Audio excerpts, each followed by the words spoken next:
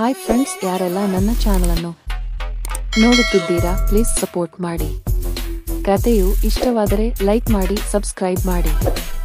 ಭಾರತದ ಸುಪ್ರಸಿದ್ಧ ಜ್ಯೋತಿಷ್ಯರು ಪಂಡಿತ್ ರುದ್ರೇಶ್ವರ ಭಟ್. ನಿಮ್ಮ ಜೀವನದ ಸಮಸ್ಯೆಗಳಾದ ಪ್ರೀತಿ, ಪ್ರೇಮ, ಹೆಣ್ಣು ಅಥವಾ ಗಂಡು ವಶೀಕರಣ, ಸಂತಾನ, ಕೋರ್ಟ್ ಕೇಸ್ ಅಥವಾ ಸಾಲಬಾಧೆ, ಧನವಶ, ಹಣವಶ, ನಿಮ್ಮ ಇತರೆ ಯಾವುದೇ ಗುಪ್ತ ಸಮಸ್ಯೆಗಳಿರಲಿ ಕೆಲವೇ ನಿಮಿಷಗಳಲ್ಲಿ ಶಾಶ್ವತ ಪರಿಹಾರ ಮಾಡಿಕೊಡುತ್ತಾರೆ.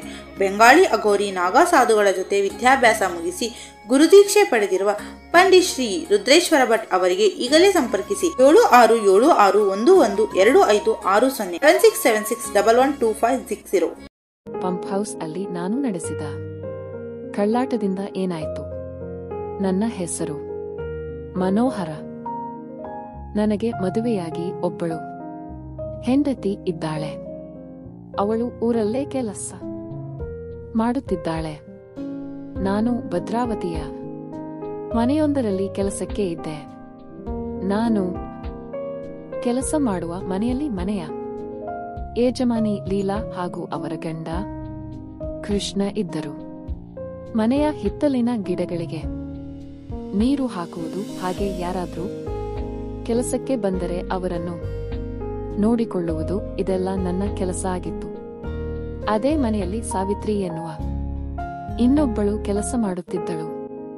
ಅವಳು ಹೆಚ್ಚಾಗಿ ಅಡುಗೆ ಕೆಲಸ ಮಾಡುತ್ತಿದ್ದಳು ಹಾಗೂ ಮನೆಯನ್ನು ಸ್ವಚ್ಛಗೊಳಿಸುತ್ತಿದ್ದಳು. ಅವಳು ಅದೇ ಮನೆಯಲ್ಲಿ ಉಳಿದುಕೊಂಡಿದ್ದಳು. ಅಡುಗೆ ಮನೆಯ ಪಕ್ಕದಲ್ಲಿ ಒಂದು ಚಿಕ್ಕ ರೂಮು ಅವಳದಾಗಿತ್ತು. ಮನೆಯ ಪಕ್ಕದಲ್ಲಿರುವ ಪಂಪ್ ಹೌಸ್ ಒಂದರಲ್ಲಿ ನಾನು ಉಳಿದುಕೊಂಡಿದ್ದೆ. ನನ್ನ ಕೆಲಸ ಮುಗಿದಾಗ ನಾನು ಯಜಮಾನರ ಮನೆಯಲ್ಲೇ ಬಂದು ಕುಳಿತುಕೊಂಡು ರೆಸ್ಟ್ ಮಾಡುತ್ತಿದ್ದೆ. ರಾತ್ರಿ ಮಲಗಲು ಮಾತ್ರ ಪಂಪ್ ಹೌಸ್ ಗೆ ಹೋಗುತ್ತಿದ್ದೆ. ಮನೆಯ ಯಜಮಾನರು ಕೃಷ್ಣ ಹಾಗೂ ಅವರ ಹೆಂಡತಿ ಲೀಲಾ ಆಗಾಗ ಬೇರೆ ಊರುಗಳಿಗೆ ಹೋಗುತ್ತಿದ್ದರು. ನನಗೂ ಹಾಗೂ ಸಾವಿತ್ರಿಗೂ ಕೆಲಸ ಸ್ಟಾರ್ಟ್ ಮಾಡಿದ ಮೊದಲಿನಿಂದಲೂ ಪರಿಚಯವಾಗಿತ್ತು. ಮನೆಯಲ್ಲಿ ಯಜಮಾನರು ಇಲ್ಲದಿರುವಾಗ ನಾವು ತುಂಬಾ ಹೊತ್ತು ಮಾತನಾಡುತ್ತಾ ಕುಳಿತಿರುತ್ತಿದ್ದೆವು. ಹಾಗಾಗಿ ಅವಳ ಜೊತೆ ಜಾಸ್ತಿ ಕ್ಲೋಸ್ ಆಗಿದ್ದೆ. ಅವಳನ್ನು ಬುಟ್ಟಿಗೆ ಹಾಕಿಕೊಂಡು ಅವಳ ಜೊತೆ ತುಂಬಾ ಸಲ ಮಜಾ ಮಾಡಿದ್ದೆ. ಒಂದು ದಿನ ಮನೆಯಲ್ಲಿ ಯಜಮಾನರು ಇಲ್ಲದಿರುವುದು ನಮಗೆ ಗೊತ್ತಾದಾಗ ಅವರ ಬೆಡ್ರೂಮ್ ಅನ್ನು ನಮ್ಮ ಬೆಡ್ರೂಮ್ ಆಗಿ ನಾವು ಬಳಸಿಕೊಂಡೆವು. ಯಜಮಾನರು ವಾಪಸ್ ಬರುವ ಮೊದಲು ಅದನ್ನು ಮೊದಲಿನಂತೆ ಅಂದವಾಗಿ ಇರಿಸಿದ್ದೆವು. ಇದು ನಮಗೆ ಇನ್ನಷ್ಟು ಮಜಾ ಕೊಟ್ಟಿತ್ತು. ನನ್ನ ಹೆಂಡತಿಯ ಜೊತೆ ಕೂಡ ಇಂತಹ ಬೆಡ್ರೂಮಲ್ಲಿ ಮಜಾ ಮಾಡುವ ಯೋಗ ಸಿಕ್ಕಿರಲಿಲ್ಲ. ಆ ದಿನದಿಂದ ಯಜಮಾನರು ಬೇರೆ ಊರಿಗೆ ಹೋಗುವುದನ್ನು ಕಾಯುತ್ತಿದ್ದೆವು. ಅವರು ಹೋದರೆಂದರೆ ಅವರ ಬೆಡ್ರೂಮ್ ಪೂರ್ತಿ ನಮ್ಮದೇ. ಇದು ಅನೇಕ ದಿನಗಳವರೆಗೆ ನಡೆಯಿತು. ಒಂದು ಸಲ 3 ದಿನಗಳ ಕಾಲ ಯಜಮಾನರು ಮನೆಯಲ್ಲಿರಲಿಲ್ಲ. ಆ 2 ದಿನವನ್ನು ನಾವು ಚೆನ್ನಾಗಿ ಬಳಸಿಕೊಂಡೆವು. ಅದರ ನಂತರ 3ನೇ ದಿನ ಇನ್ನೂ ಹೊಸದಾಗಿ ಏನನ್ನೋ ಪ್ಲಾನ್ ಮಾಡಿ ಇಟ್ಟಿದ್ದೆವು. ಆದರೆ ಯಜಮಾನರು ಅಕಸ್ಮಾತಾಗಿ ಬೇಗ ವಾಪಸ್ ಊರಿಗೆ ಬಂದರು. ಹಾಗಾಗಿ ನಮ್ಮ ಪ್ಲಾನ್ ಫೇಲ್ ಆಯಿತು. ಆದರೆ ನಮ್ಮ ಮನಸ್ಸು ಕೇಳಲಿಲ್ಲ. ಮನೆಯಲ್ಲಿ ಯಜಮಾನರು ಇದ್ದುದರಿಂದ ನಾನು ಪಂಪ್ ಹೌಸ್ ಅಲ್ಲಿ ಮಲಗಬೇಕಾಗಿತ್ತು. ರಾತ್ರಿ 8 ಗಂಟೆ ಅಷ್ಟೊತ್ತಿಗೆ ಸಾವಿತ್ರಿ ತನ್ನ ಕೆಲಸವನ್ನೆಲ್ಲ ಮುಗಿಸಿ ನಾನು ಮಲಗಿರುವ ಪಂಪ್ ಹೌಸ್ ಗೆ ಬಂದು ಬಿಟ್ಟಳು. ಹಿಂದಿನ 2 ದಿನ ನಾವು ಜೊತೆ ವಿವಿಧ ರೀತಿಯಲ್ಲಿ ಶೃಂಗಾರ ಮಾಡಿರುವ ನಮಗೆ ಅದು ಇನ್ನಷ್ಟು ಬೇಕಾಗಿತ್ತು. ಅವಳ ಜೊತೆ ಚೆನ್ನಾಗಿ ಮಜಾ ಮಾಡಿದೆ. ಮರುದಿನ ನಾನು ಮನೆಯಲ್ಲಿ ಏನೋ ಕೆಲಸದಲ್ಲಿದ್ದೆ. ಆ ಸಮಯದಲ್ಲಿ ಯಜಮಾನಿ ಲೀಲಾ ಸಾವಿತ್ರಿಯನ್ನು ಕರೆದರು. ನೀನು ತುಂಬಾ ದಿವಸದಿಂದ ರಜೆ ತೆಗೆದುಕೊಂಡಿಲ್ಲ. 1 ವಾರ ನಿನಗೆ ರಜೆ ಕೊಡುತ್ತೇನೆ, ಊರಿಗೆ ಹೋಗು ಅಂತ ಹೇಳಿದರು. ಸಾವಿತ್ರಿ ಸಂತೋಷದಿಂದ ಊರಿಗೆ ಹೋದಳು. ನಾನು ಮಧ್ಯಾಹ್ನ ಕೆಲಸ ಮಾಡುತ್ತಿರುವಾಗ ಯಜಮಾನಿ ಲೀಲಾ ನನ್ನನ್ನು ಕರೆದರು. ಏನ್ ಮನೋಹರ, ನೀನು ಇತರ ಕೆಲಸ ಮಾಡಬಹುದಾ ಅಂತ ಕೇಳಿದರು. ನಾನು ಏನಾಯ್ತು ಮೇಡಮ್ ಅಂತ ಕೇಳಿದೆ.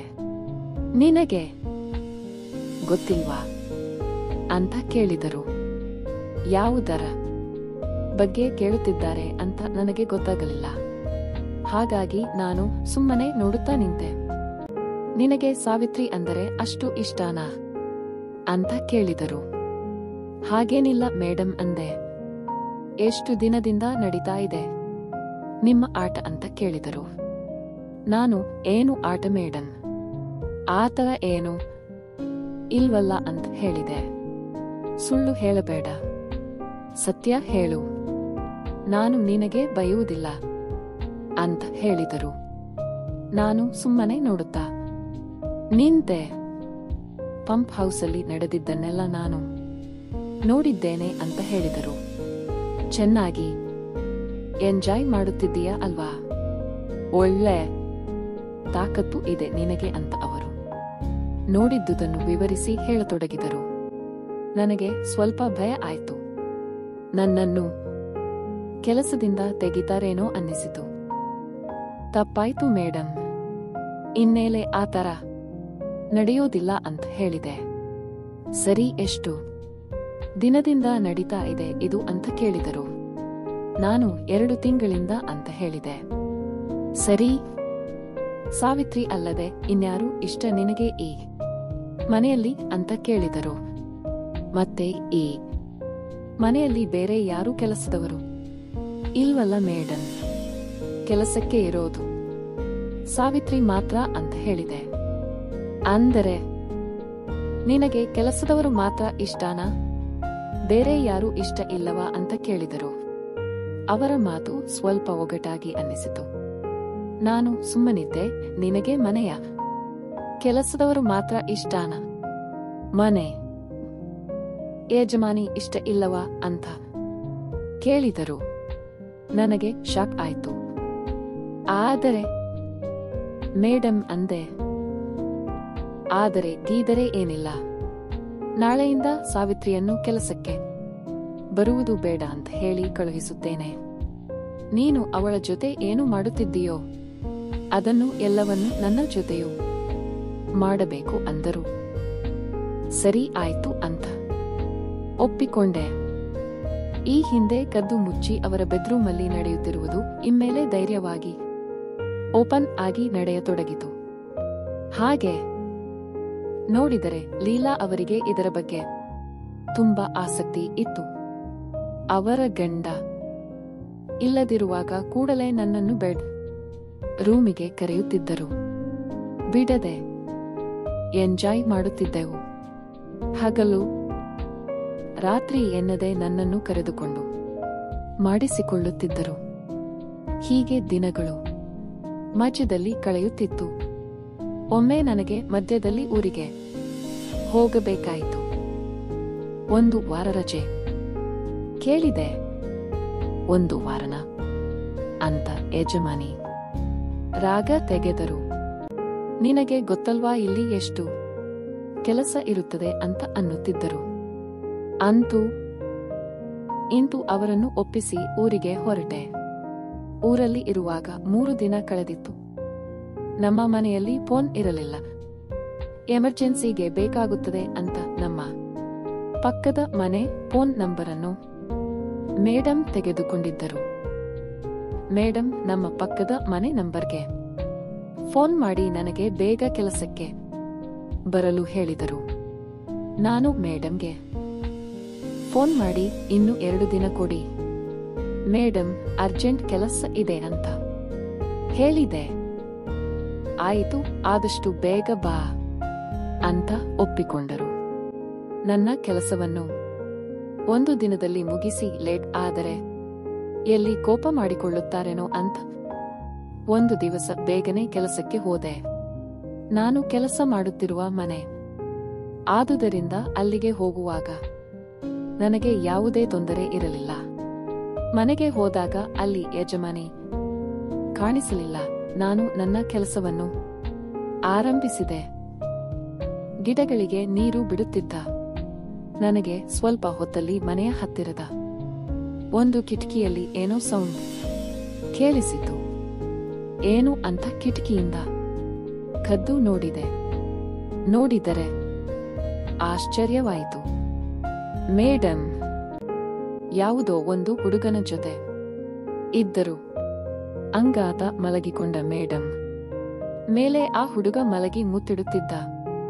ಆ ಹುಡುಗನ ಮುಖ ನೋಡಿದಾಗ ಈ ಹಿಂದೆ ಯಾವಾಗಲೋ ನೋಡಿದ ನೆನಪು. ಆಮೇಲೆ ನೆನಪಾಯ್ತು, ಅವನು ನಮ್ಮ ಮನೆಗೆ ಕೇಬಲ್ ಕನೆಕ್ಷನ್ ಕೊಡೋಕೆ ಬರುವ ಹುಡುಗ. ಮೇಡಮ್ ಜೊತೆ ಆ ಹುಡುಗನ ಜೊತೆ ಆಟ ಚೆನ್ನಾಗಿ ನಡೀತಾ ಇತ್ತು. ನಾನು ಧೈರ್ಯವಾಗಿ ಅಲ್ಲೇ ನಿಂತು ನೋಡುತ್ತಾ ನಿಂತೆ. ಅವನ ಜೊತೆಯಲ್ಲಿರುವಾಗ ಮೇಡಮ್ ಯಾವುದೋ ಕ್ರೀಮನ್ನು ಬಳಸುತ್ತಿದ್ದರು. ಅದು ಏನು ಅಂತ ತಿಳಿದುಕೊಳ್ಳುವ ಆಸೆ ಆಯಿತು. ಅವರಿಬ್ಬರ ಕೆಲಸ ಮುಗಿದಾಗ ಅದನ್ನು ಒಂದು ಕಡೆಯಲ್ಲಿ ಎತ್ತಿ ಇಟ್ಟರು. ಆ ಜಾಗವನ್ನು ನಾನು ನೋಡಿಕೊಂಡೆ. ಮೇಡಮ್ ತಮ್ಮ ಕೆಲಸವನ್ನು ಮುಗಿಸಿದ ಮೇಲೆ ಆ ಹುಡುಗನನ್ನು ಮಾತನಾಡಿ ಕಳುಹಿಸಿಕೊಟ್ಟರು. ನಾನು ಸ್ವಲ್ಪ ಹೊತ್ತು ಬಿಟ್ಟು ಮನೆಯ ಒಳಗಡೆ ಹೋದೆ. ಯಾವಾಗ ಬಂದಿದ್ದೀಯಾ ಅಂತ ಕೇಳಿದರು. ಈಗಷ್ಟೇ ಬಂದೆ ಮೇಡಮ್ ಅಂತ ಹೇಳಿದೆ. ಒಳ್ಳೆದಾಯ್ತು ಅಂತ ಕೆಲಸ ನೋಡಲು ಹೇಳಿದರು. ಮೇಡಮ್ ಯಾವುದೋ ಕೆಲಸದಲ್ಲಿ ಬಿಸಿ ಇರುವಾಗ ಅವರು ಆ ಕ್ರೀಮ್ ಇಟ್ಟಿರುವ ಜಾಗಕ್ಕೆ ಹೋಗಿ ನೋಡಿದೆ. ಅದು ಏನು ಅಂತ ತಿಳಿದುಕೊಳ್ಳುವ ಆಸೆ ಇತ್ತು. ಸರಿಯಾಗಿ ಗೊತ್ತಾಗಲಿಲ್ಲ. ಅದರ ಮೇಲಿನ ಚಿತ್ರ ನೋಡಿದಾಗ ಅನ್ನಿಸಿತು, ಇದು ಯಾವುದೋ ಶೃಂಗಾರ ಕ್ರಿಯೆಗೆ ಬಳಸುವ ಕ್ರೀಮ್ ಇರಬಹುದು ಅಂತ. ಆಮೇಲೆ ನನ್ನ ಊರಿನ ಗೆಳೆಯನೊಬ್ಬನಿಗೆ ಫೋನ್ ಮಾಡಿದ್ದಾಗ ಈ ವಿಷಯದ ಬಗ್ಗೆ ಹೇಳಿದೆ. ಅವನು ಅದರ ಬಗ್ಗೆ ಡೀಟೇಲ್ಸ್ ಕೊಟ್ಟ. ಅದನ್ನು ಒಮ್ಮೆ ಬಳಸಿದರೆ ಆಮೇಲೆ ಕಷ್ಟ ಆಗುತ್ತದೆ ಅಂತ ಹೇಳಿದ್ದ. ಆವತ್ತು ರಾತ್ರಿ ನಾನು ನನ್ನ ಪಾಡಿಗೆ ಪಂಪ್ ಹೌಸಲ್ಲಿ ಮಲಗೋಕೆ ಹೊರಟೆ. ಎಲ್ಲಿಗೆ ಹೋಗ್ತಿದೀಯಾ ಮನೋಹರ್ ಅಂದರು. ಮಲಗೋಕೆ ಮೇಡಮ್. ಯಾಕೆ, ನಿನ್ನ ಕೆಲಸ ಮರೆತು ಹೋಯ್ತಾ? ಇವತ್ತು ಯಜಮಾನರು ಮನೆಯಲ್ಲಿ ಇಲ್ಲ, ನೀನು ಇಳೆ ಬೆಡ್ ರೂಮಲ್ಲಿ ನನ್ನ ಜೊತೆ ಮಲಗು ಅಂದರು. ನಾಳೆ ನೋಡೋಣ್ವಾ ಮೇಡಮ್. ಊರಿನಿಂದ ಟ್ರಾವೆಲ್ ಮಾಡಿ ಸುಸ್ತಾಗಿದೆ ಅಂತ ಹೇಳಿದೆ. ಆಗಷ್ಟೇ ಊರಿನಿಂದ ಬಂದಿದ್ದುದರಿಂದ ಊರಿನಲ್ಲಿನ ಮನೆಯ ಕೆಲವು ಸಮಸ್ಯೆಗಳಿಂದ ನನ್ನ ಮನಸ್ಸು ಸ್ವಲ್ಪ ಅದೇ ಯೋಚನೆಯಲ್ಲಿತ್ತು. ಎಂಜಾಯ್ ಮಾಡುವ ಮನಸ್ಸಿರಲಿಲ್ಲ. ಆದರೆ ಮೇಡಮ್ ಬಿಡಲಿಲ್ಲ. ನೀನು ಬಾ, ನಿನ್ನ ಸುಸ್ತಿಗೆ ನನ್ನ ಬಳಿ ಔಷಧಿ ಇದೆ ಅಂದರು. ಅಯ್ಯೋ, ಆ ಕ್ರೀಮ್ ಬಗ್ಗೆ ಹೇಳ್ತಾ ಇದ್ದಾರೆ ಅಂತ ಗೊತ್ತಾಯ್ತು. ಅವರ ಮಾತು ಕೇಳಿ ಭಯ ಆಯ್ತು. ಇಲ್ಲ ಮೇಡಮ್, ಯಾಕೋ ಜ್ವರ ಬಂದಂತಿದೆ ಅಂದೆ. ಆದರೆ ಅವರು ಮತ್ತೆ ಮತ್ತೆ ಬಲವಂತ ಮಾಡುತ್ತಿದ್ದರು. ಏನಾದರೂ ಕೆಲಸ ಹೇಳಿದರೆ ಹೀಗೆ ಮಾಡ್ತೀಯಾ ನೀನು ಅಂತ ಬೈದರು. ಸಾರಿ ಮೇಡಮ್ ಅಂತ ನಾನು ಪಂಪ್ ಹೌಸಲ್ಲಿ ಮಲಗಿದೆ. ರಾತ್ರಿ ಮಲಗಿರುವಾಗ ತುಂಬಾ ಯೋಚನೆ ಬಂತು. ನಾನು ಮಾಡ್ತಾ ಇರೋದು ಸರಿಯಲ್ಲ ಅನ್ನಿಸಿತು. ನಾನು ನನ್ನ ಸಂಸಾರದಿಂದ ಸದಾ ದೂರದಲ್ಲಿದ್ದರೂ ನನ್ನ ಹೆಂಡತಿ ಮನೆಯ ಜವಾಬ್ದಾರಿಯನ್ನ ಒಬ್ಬಳೇ ನಿರ್ವಹಿಸುತ್ತಿದ್ದಾಳೆ. ಊರಿಗೆ ಹೋದಾಗ ನನ್ನ ಹೆಂಡತಿ ಒಮ್ಮೆಯೂ ಅಸಹನೆ ತೋರಿಸಲಿಲ್ಲ. ನನ್ನ ಕೆಲಸದ ಬಗ್ಗೆ ಗೌರವ ತೋರಿ ನಾನು ಬೇಗ ಹೋಗಬೇಕೆಂದರೂ ಏನೂ ಮಾತನಾಡದೆ ನನ್ನನ್ನು ಕಳುಹಿಸಿಕೊಟ್ಟಿರುವುದು ನೆನಪಿಗೆ ಬಂತು. ಅದೆಲ್ಲ ಯೋಚಿಸುತ್ತಾ ಹಾಗೆ ನಿದ್ದೆ ಹೋದೆ. ಬೆಳಿಗ್ಗೆ ಎದ್ದು ಮೇಡಮ್ ಮನೆಗೆ ಹೋದರೆ ಅವರು ಸರಿಯಾಗಿ ಮಾತನಾಡಿಸಲಿಲ್ಲ. ಇದು ಯಾಕೋ ಸರಿ ಬರಲ್ಲ ಅಂತ ಅನ್ನಿಸಿತು. ಇದುವರೆಗೆ ಹೇಗೋ ತಪ್ಪು ನಡೆದು ಹೋಯಿತು. ಮುಂದುವರೆದರೆ ನನ್ನ ಸಂಸಾರಕ್ಕೂ ತೊಂದರೆ ಆಗಬಹುದು ಅಂತ ಅಲ್ಲಿಂದ ಜಾಗ ಖಾಲಿ ಮಾಡಿದೆ. ಊರಿನಿಂದ ಫೋನ್ ಮಾಡಿ ಕೆಲಸಕ್ಕೆ ಬರುವುದಿಲ್ಲ ಅಂತ ಹೇಳಿದೆ. ಹುಷಾರಿಲ್ಲ ಅಂತ ನೆಪ ಕೊಟ್ಟೆ. ಈಗ ಮೇಡಂ ಕೆಲಸಕ್ಕೆ ಇನ್ಯಾರನ್ನು ಇಟ್ಟುಕೊಂಡು ಅವರ ಜೊತೆ ಶೃಂಗಾರ ಕ್ರಿಯೆ ನಡೆಸುತ್ತಿದ್ದಾರೋ ಅಥವಾ ಎಲ್ಲ ಬಿಟ್ಟು ಗಂಡನ ಜೊತೆ ಸಂಸಾರ ನಡೆಸುತ್ತಿದ್ದರೋ ನನಗಂತೂ ಗೊತ್ತಿಲ್ಲ. ಸ್ನೇಹಿತರೆ, ಕತೆ ಕೇಳಿದ್ದಕ್ಕೆ ಧನ್ಯವಾದಗಳು. ದಯವಿಟ್ಟು ಲೈಕ್ ಮಾಡಿ, ಸ್ನೇಹಿತರೊಂದಿಗೆ ಹಂಚಿಕೊಳ್ಳಿ, ಸಬ್ಸ್ಕ್ರೈಬ್ ಮಾಡಿ. ಮುಂದಿನ ಕಥೆಯಲ್ಲಿ ಮತ್ತೆ ಸಿಗೋಣ. ಧನ್ಯವಾದಗಳು.